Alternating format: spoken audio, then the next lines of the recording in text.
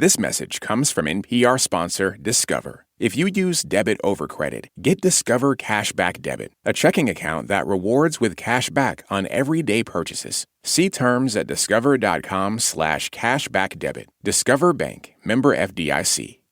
Before we get to the show, a lot of our listeners have been asking Code Switch some really good questions lately, and we want to respond. So in the new year, we'll be answering more of your questions about race and identity, the kinds of sticky stuff you could only ask Code Switch. So if you have a question for us, send us a message on Instagram at NPR Code Switch, or you can send us questions in a voice note or an email to codeswitch@npr.org. Subject line, Ask Code Switch. Okay, on to the show. You're listening to Code Switch. I'm Lori Lizarraga.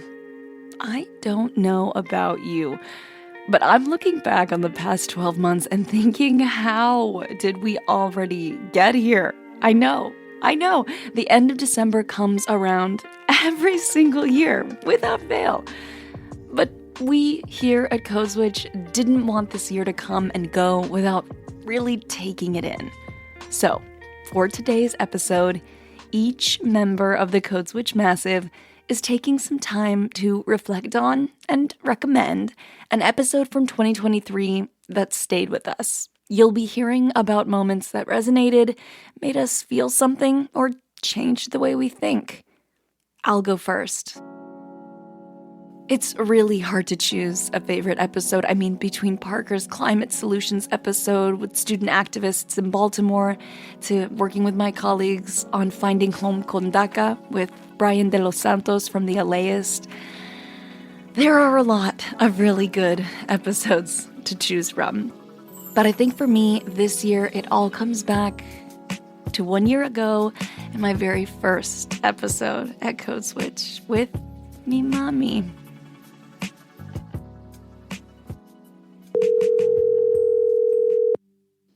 Hi, Lori. Hi, Mom. Will you introduce yourself? Start by saying your full name, how you introduce yourself to people.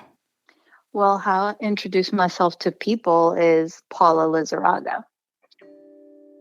As people around me weren't able to pronounce my name properly, and then they would tell me, your name is that's how you say it. It's Paola. That's Paola.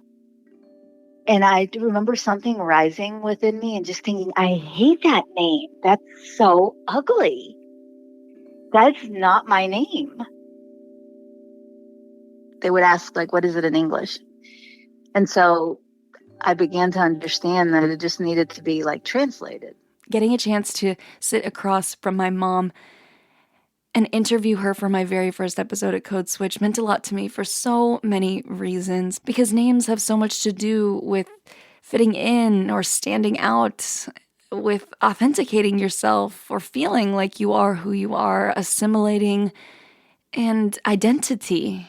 And I also spoke to an expert about the long-term implications of having your name mispronounced. A number of studies have found that, especially when children's names are mispronounced in schools, it can create these really negative knock-on effects, whether it's lower self-esteem, whether it's a shame associated with your identity, and eventually it can even lead to you wanting to completely reject your cultural identity in order to want to assimilate. I love that my mom's once really isolating experience ended up being one that resonated with so many of our listeners in such a real way. So thanks, Mommy, for coming on the show and for helping me with everything, but especially with my very first episode here at Code Switch. Te quiero mucho. And with that, I'm passing the mic on to the rest of my compadres. Happy New Year, everyone. Disfruta. Hey, I'm Jess Kung, one of the show's producers. An episode that stuck with me from 2023 was our interview with Ava Chin, author of Mott Street, a book I adored. And I know Lori liked it too because she took Parker on a whole field trip to New York's Chinatown to see Mott Street for herself. And then we walk 0.4 miles, and then we'll get to Mott Street.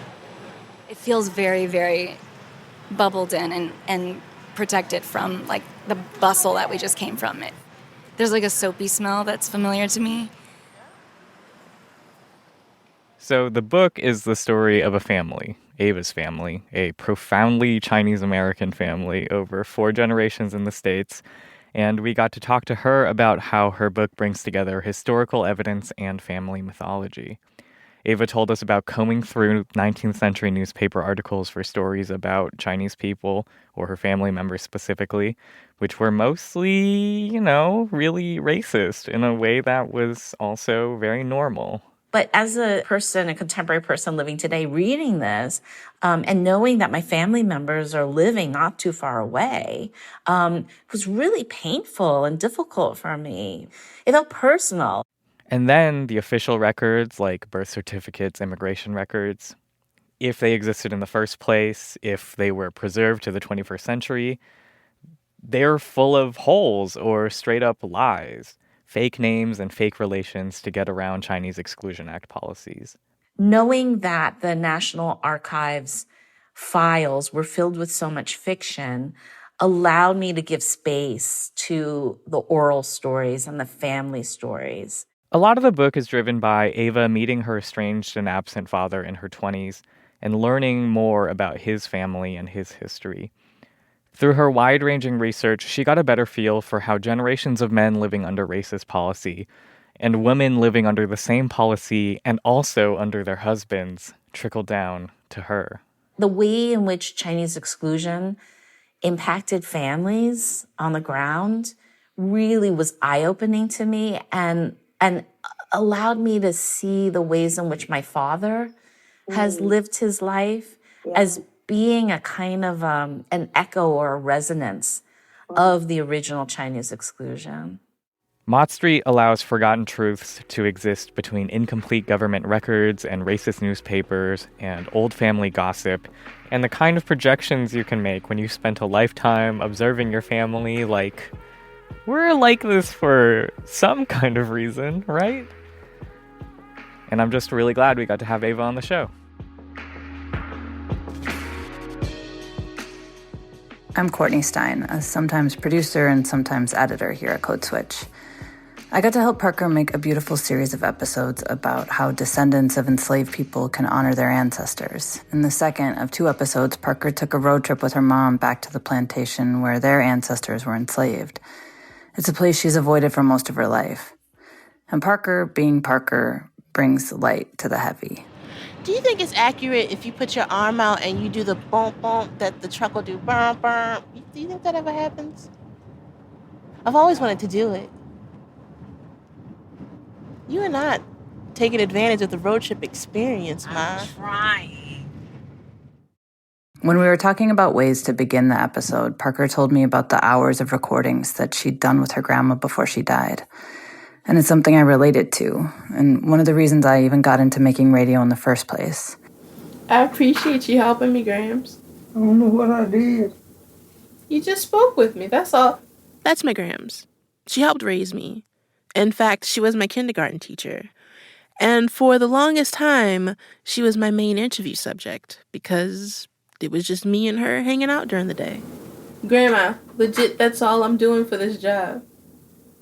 Getting interviews. Like, this is what I'm learning how to do.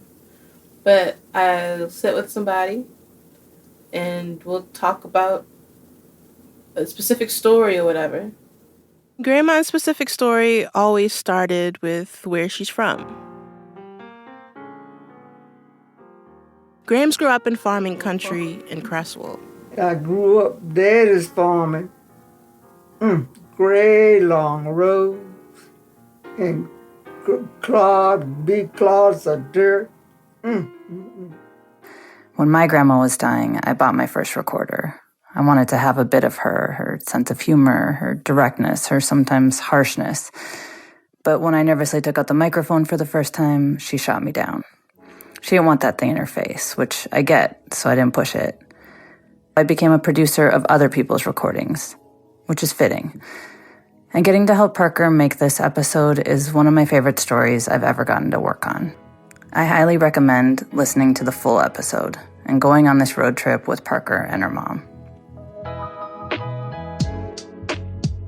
Hello, B.A. Parker here, one of the co-hosts of Code Switch. I wanted to talk about an episode that came out earlier in the year that really stayed with me. It came from Lori Lizarraga and our beloved Karen Grigsby Bates, and it was called The Women Who Influence How America Eats.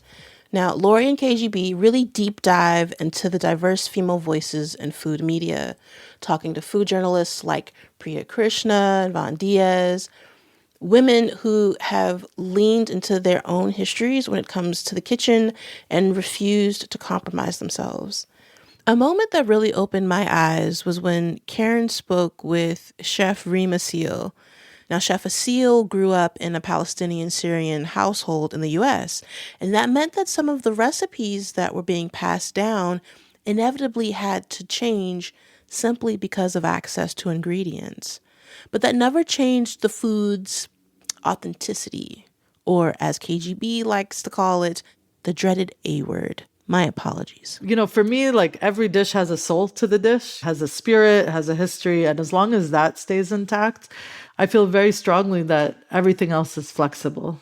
And I say this because that's how people have evolved over the course of time. Like, I think that for the immigrant experience, for Arabs, the food that they remembered when they left in the, 60s or 70s has evolved, right? Mm-hmm. No one family has that authentic way to make that recipe. Everybody has a different spin on it based on what's available to them. So why not be flexible? You don't have pomegranate.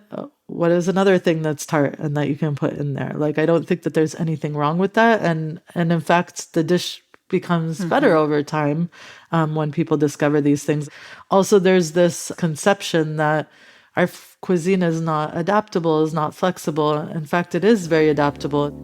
Personally, I can't cook, even though I come from a deep bench of Southern female cooks who are carrying a cultural and historical spirit in their dishes, which is why I will fight for chitlins till my dying day.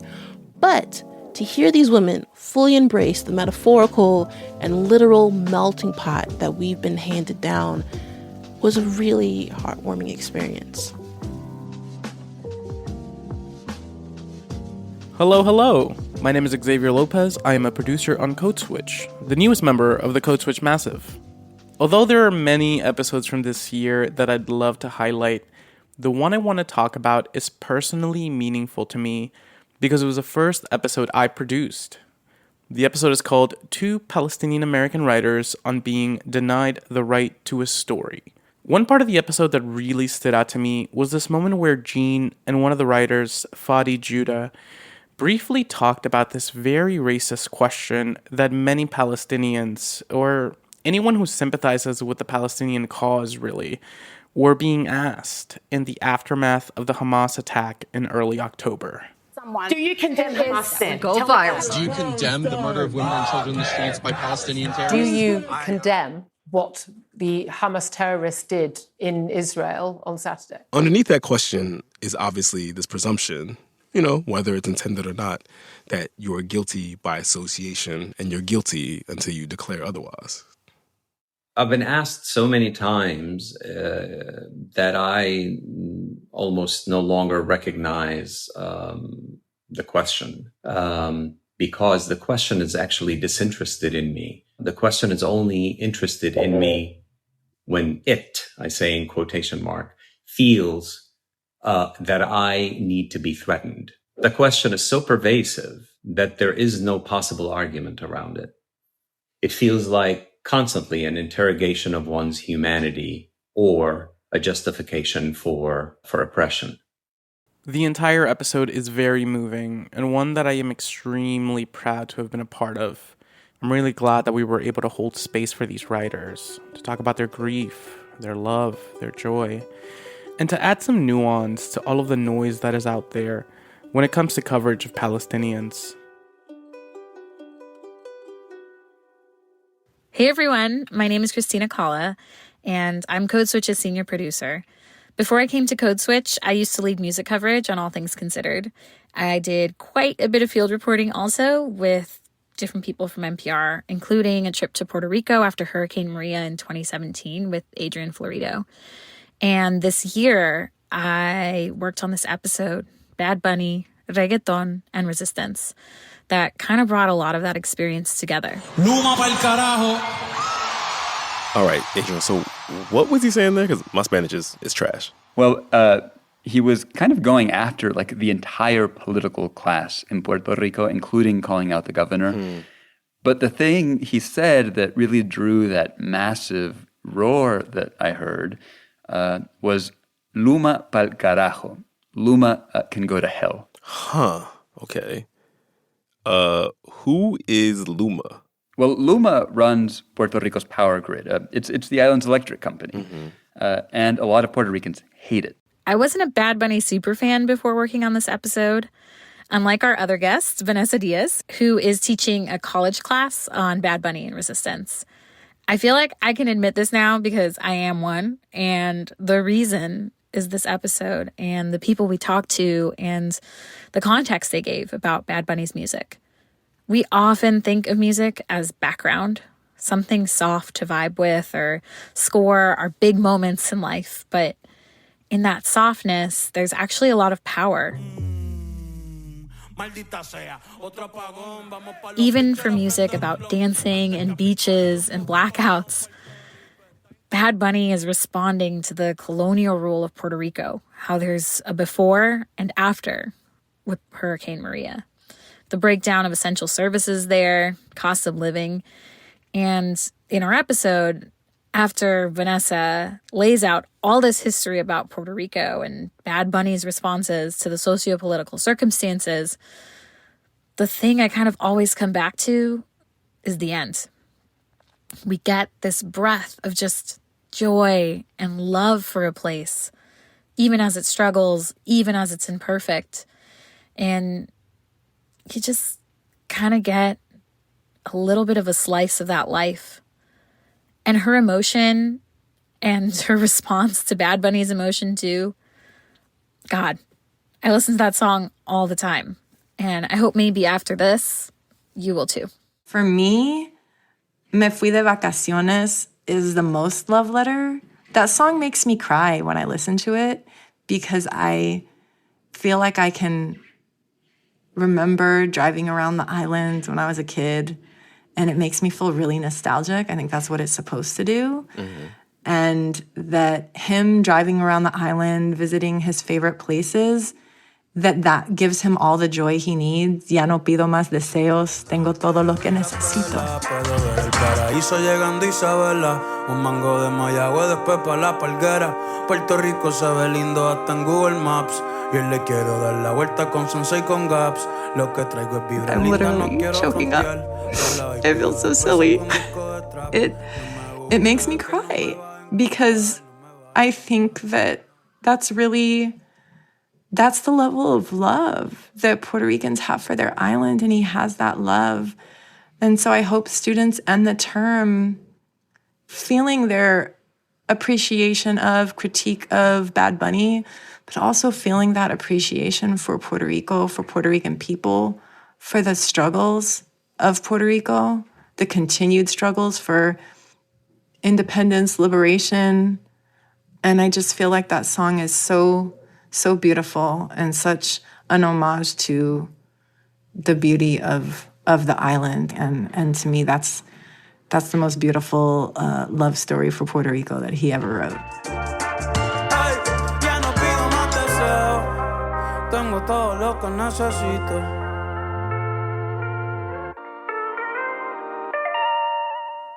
When we come back, more top episode picks from the people who make Code Switch possible. That's coming up. Stay with us. This message comes from NPR sponsor Discover. Like using debit over credit? Think it's time to also get rewarded? Well, now you can with Discover Cashback Debit. It's a checking account that rewards everyone with cash back on everyday purchases, plus all the things you've been contemplating. So that concert, no brainer. Self-care, yes please. Do what you love and get cash back while you're doing it. Check out eligibility and terms at discover.com/cashbackdebit.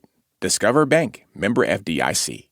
This message comes from NPR sponsor Monumental from PRX, a new weekly podcast that explores questions about the past, present, and future of U.S. monuments, uncovering the stories about what and who is important, as well as the stories that have been left out. Join host Ashley C. Ford across the country with their team of independent producers. Listen on Mondays wherever you get your podcasts.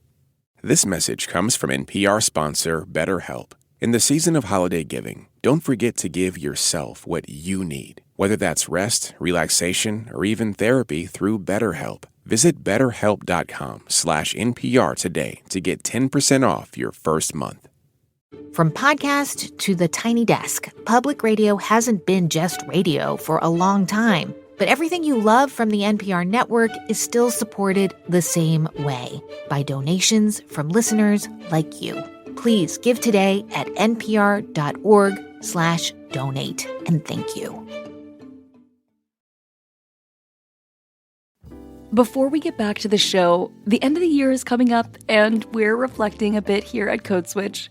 We have loved bringing you stories about our families, our ancestors, race and taxes, race and football in 2023, and we're excited about everything we'll dig into in 2024, hopefully with your financial support. This is where we want to say a big thank you to our Code Switch Plus supporters and anyone listening who already donates to public media. Your support ensures that everyone has free access to reliable news and podcasts, including those who can't afford to give this season.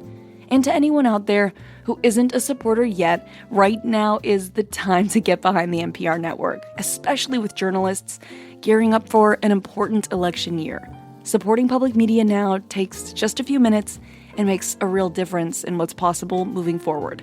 So join NPR Plus or make a tax-deductible donation now at donate.npr.org/codeswitch. Thank you.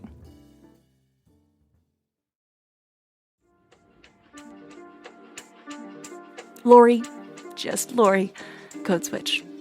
This week, we've been hearing from each member of the Code Switch Massive about our favorite Code Switch episodes in 2023. So, without further delay, I'm passing the mic along. What's good, y'all? I'm Gene Demby. I'm one of the co-hosts of Code Switch, which means I've sat in on a lot of really fascinating conversations over the last year. And so it was kind of hard to narrow it down for this episode. But I think a lot about this conversation I had with Hank Azaria, who is famously the voice of so many characters on The Simpsons, including Apu, and Hari Kondabolu, the comedian who made a documentary about all the problems and all the racial tropes embedded in Apu. When that documentary dropped, it opened up this whole discourse around race and brownface and fandom. So, you know, obviously the discourse was all civil and thoughtful, right?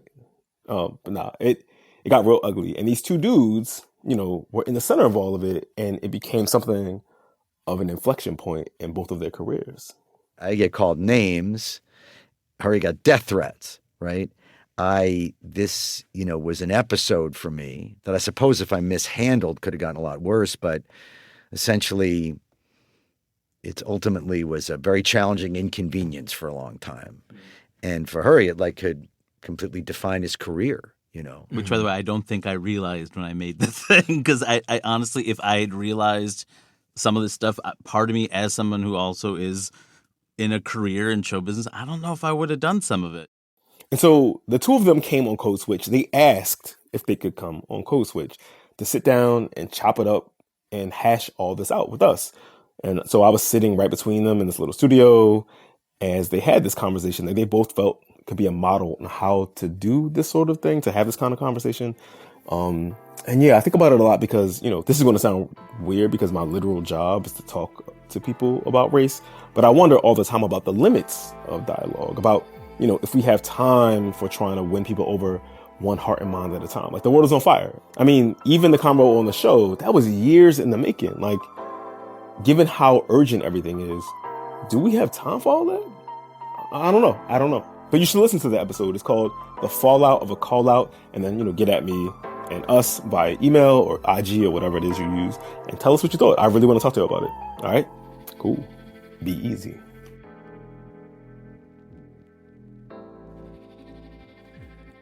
I'm Dahlia Mortada, the managing editor and showrunner of Code Switch. I can't possibly choose a favorite episode in 2023. It's like asking me to choose a favorite child. There are just so many good ones, and you should listen to them all. But there is one episode I loved listening to for so many reasons. It comes from Leah Donnella, who is Code Switch's senior editor, and we don't get to hear from her on the mic very often. She took some time earlier this year to report on Black immigrants in Tennessee and how they think about their racial identity in the U.S. And the episode that she made is called Remembering and Unremembering from Kigali to Nashville. And in it, Leah focuses on one guy in particular. My name is Claude Gatebuke. Claude came to the U.S. as a kid and a refugee of the Rwandan genocide. And when he got here, he told his story to one of his teachers who told him that he was lying, that his story didn't match the official record. And that moment in the episode is so infuriating and at the same time, not that surprising. I'm the kid of Syrian immigrants, and I know a lot of people who have fled wars and have had their voices shut down just like Claude. And it's a really effective way to silence people and make them turn inward. But there's this moment where Claude describes his turning point, where he realizes that he actually needs to share his story, that it's crucial. And it's when he reads the autobiography of Frederick Douglass. I felt useless. This guy was 7 years old when he was turned into basically somebody's microwave or lawnmower or whatever. He was a tool. He was not considered a human being. And he did all of these things, and he used his story, and I have a story. I was like, no, I can't stay silent.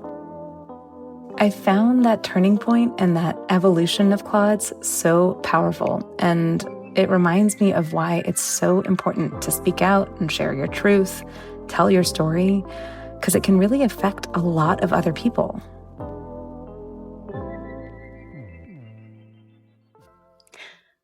My name is Leah Donnella. I'm Code Switch's senior editor, and I've been working on this team for 8 years now. So there are stretches when it feels like nothing in the world of race and identity can truly surprise me. But then every so often, I end up kind of humbled. And the last time that happened was with an episode we did about probation and parole, or what Vinny Schiraldi calls mass supervision. So this is not a trivial issue. About a quarter of the people entering our prison system, our largest in the world prison system, enter for technical, non-criminal violations of probation or parole. 1 out of 4.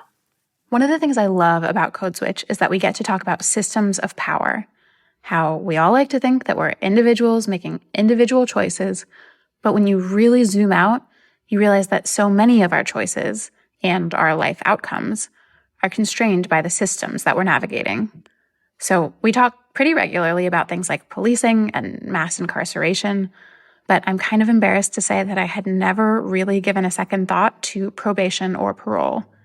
But as Vinny told us, they are 2 systems that disrupt the lives of an enormous number of people, and no surprise, in ways that disproportionately burden people of color and poor people. Vinny gave an example that really stood out to me. He said that as someone who's mostly worked professional jobs, he could always have taken time away from work to check in with a parole or probation officer, for instance. And if when I was at Columbia, I was on probation, and I needed to spend 2.5 hours sitting in a probation office waiting to see my PO, I wouldn't get fired from Columbia.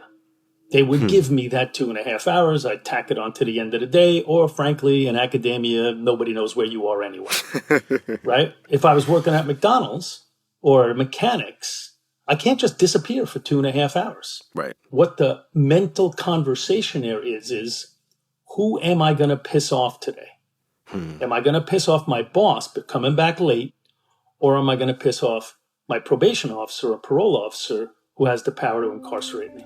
The whole episode is full of fascinating history about how probation and parole came to be, some extraordinary, if perhaps maddening details about the way the systems currently work, and a proposal from Vinny about what a more just future might look like. It's highly worth a listen.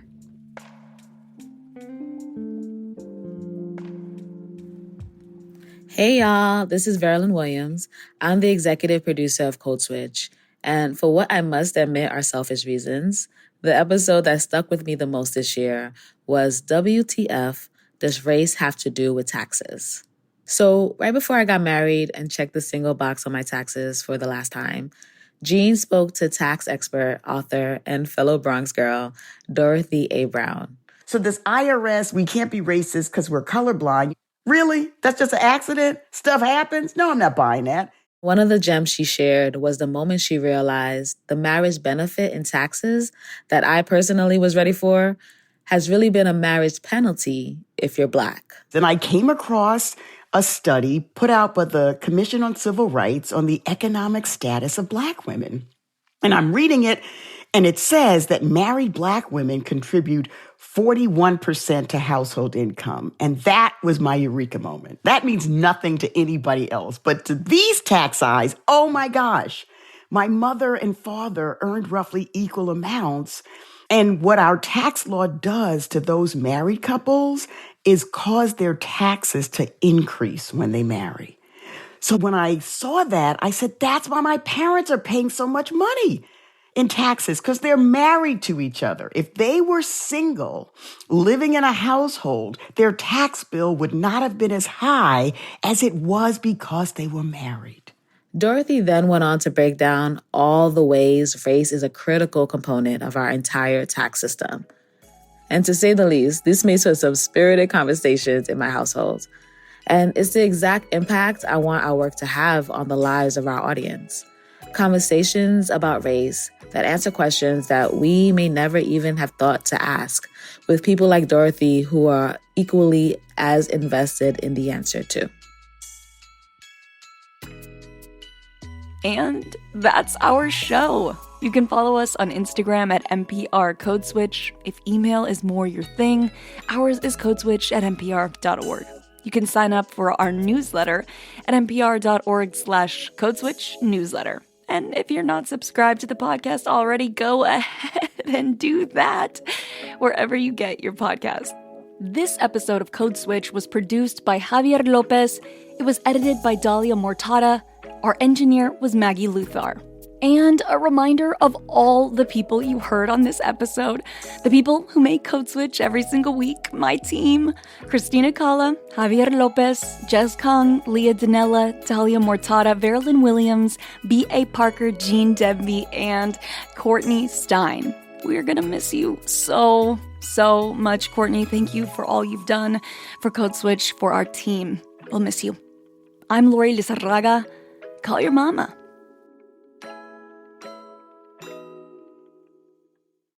Support for NPR and the following message come from Saatva. Saatva luxury mattresses are every bit as elegant as the most expensive brands, but because they're sold online, they're about half the price. Visit SAATVA.com/NPR and save an additional $200. This message comes from NPR sponsor Charles Schwab. Schwab has financial consultants ready to serve you, plus professional answers and 24/7 live help. And it's backed by Schwab's Satisfaction Guarantee. Visit schwab.com/satisfaction to learn what's included and how it works. With Barbenheimer and both Taylor Swift and Beyoncé on tour, there was a lot of cultural news to keep up on this year. Hollywood actors have gone on strike. The Prince's memoir, Spare, is out. I'm Andrew Limbong, an arts and culture reporter for NPR. Coverage that keeps you in the know is made possible from donations by people like you. Make your gift at npr.org/donate.